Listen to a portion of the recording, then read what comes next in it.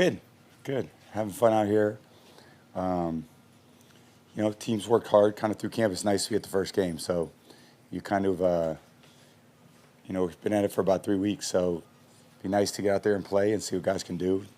Kind of see what we can do in the first preseason game and see where we're at against another team. So it should be a lot of fun. You're a little bit hoarse. Have you been yelling? I know. I can't get it back, man. I don't know. It's been feels pretty good in the morning, and then by the time the practice ends, so got to get my my voice in shape too, along with your legs, everything else. You got to feel like you're barking out signals, and a lot of people out here. So, other than that, feeling really strong, really good.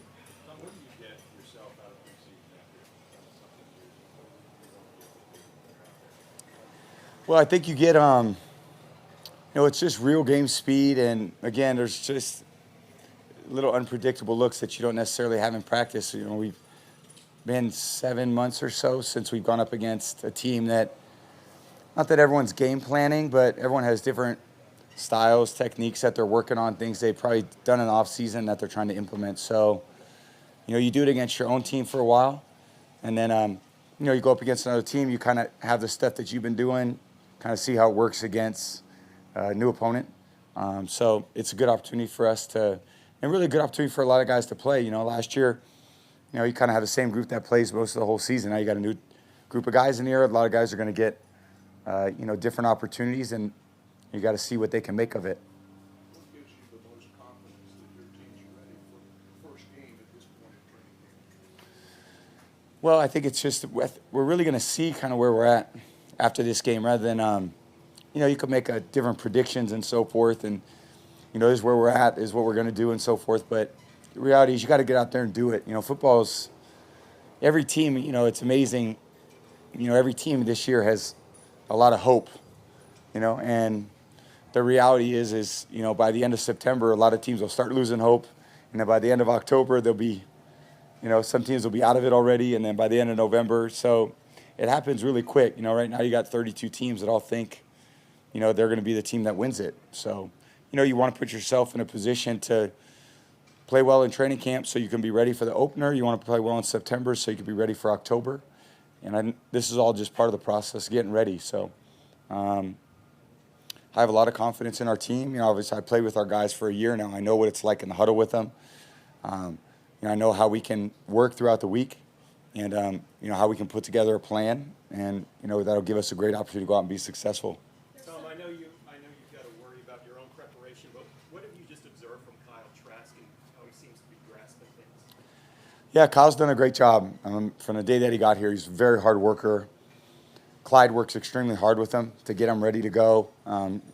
Kyle's out here early, stays late, works with the younger guys. So all the things that you're, really looking for in a young player, this has got to be a huge priority in your life. If you want to be doing this job for a long time, you got to make it a huge priority. And there's no, you really don't know what you don't know at this point. You're 1 year in, or 2 years in, or 3 years in, or 5 years in. And someone who's 22 years in, what I knew at 5 years in is very different than what I knew at 10, and very different than how I feel now. So every year you're going to improve. You got to be able to retain a lot of information. You got to be able to really improve the weaknesses in your game, as well as maintain the strengths in your game.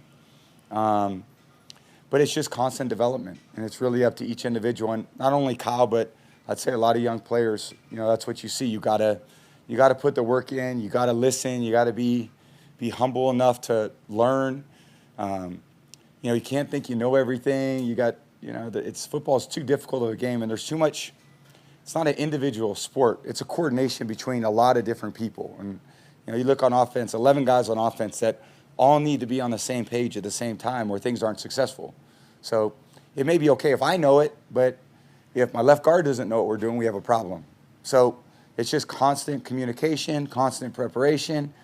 Every day, you have this opportunity to get better. And that's really what good football teams do. And the team we are now, I certainly hope we're a lot better in the month of September. The team we're going to be in October, I hope we're better than we were in September. And it's only going to come through a lot of effort, putting the pedal to the metal, really working hard to be on the same page. And, just understand that you can never be complacent, because it's very competitive. There's a lot of great football teams out there that all trying to get the same thing that we want to. You're light years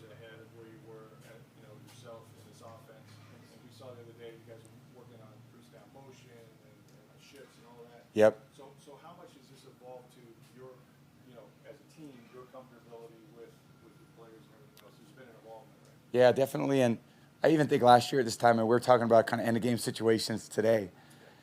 I mean, a year ago, 3 weeks into camp, I mean, I was still trying to figure out formations. What is, Tampa right mean? I mean, I don't even know what that means, and now, it just kind of rattles off your tongue, and, you get used to probably similar ideas and concepts, but they're all named differently. And it would be, kind of like English and Spanish, you got to literally learn a different language.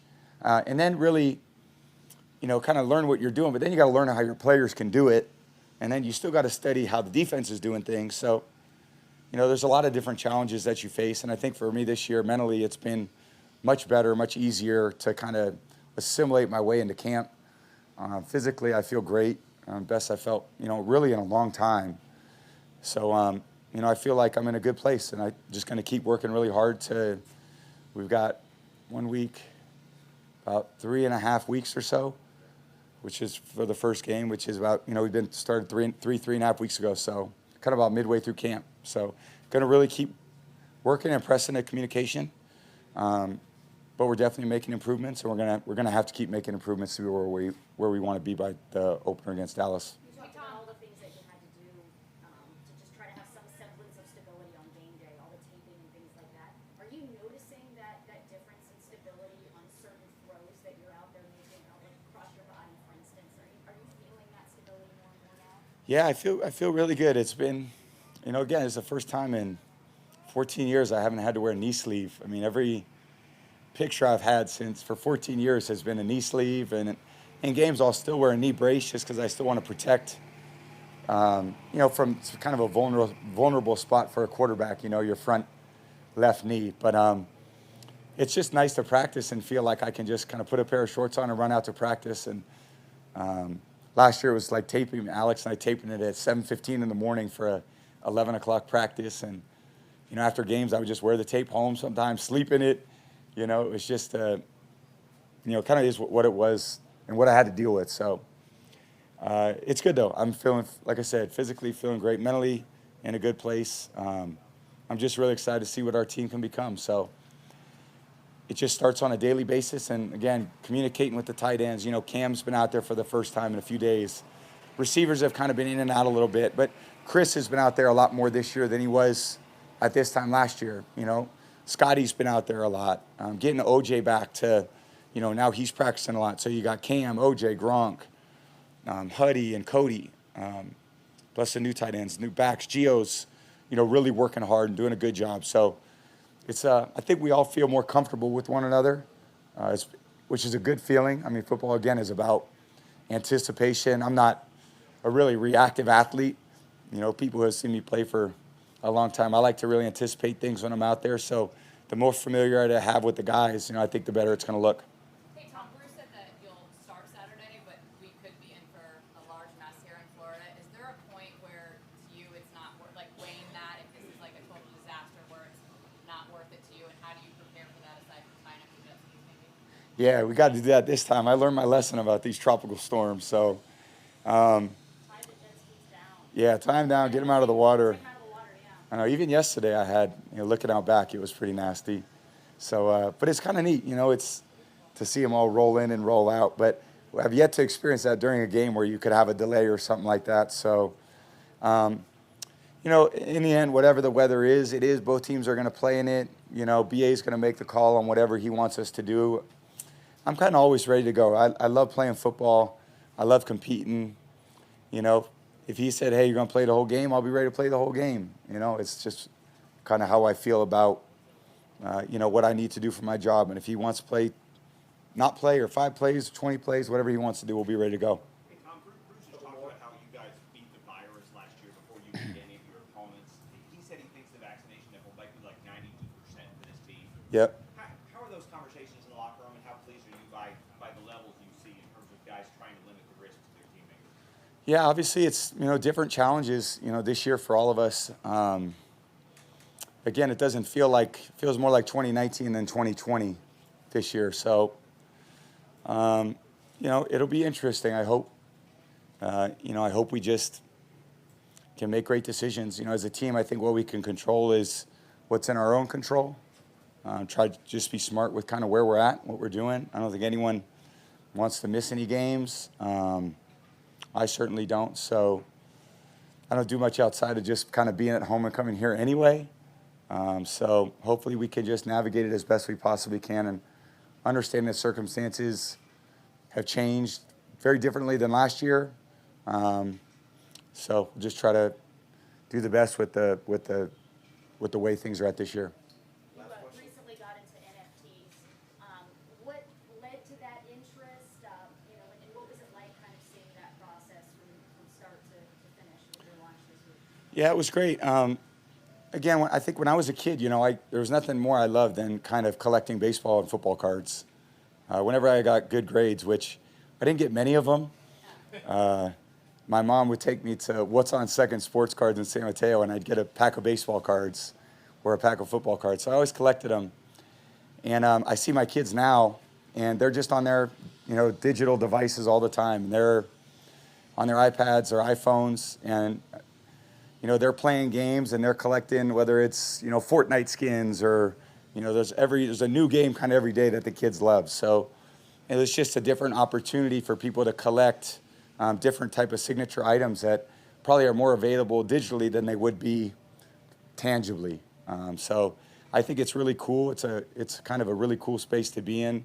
So much creativity. It'll be probably a lot of different places for NFTs and NFT marketplaces to grow. But certainly I think the digital collectibles are a thing of the future. And I really wanted to kind of be ahead of the curve and partnered with some really great people to do it. Got a bunch of really cool people on our advisory board. So it's really kind of been fun to do.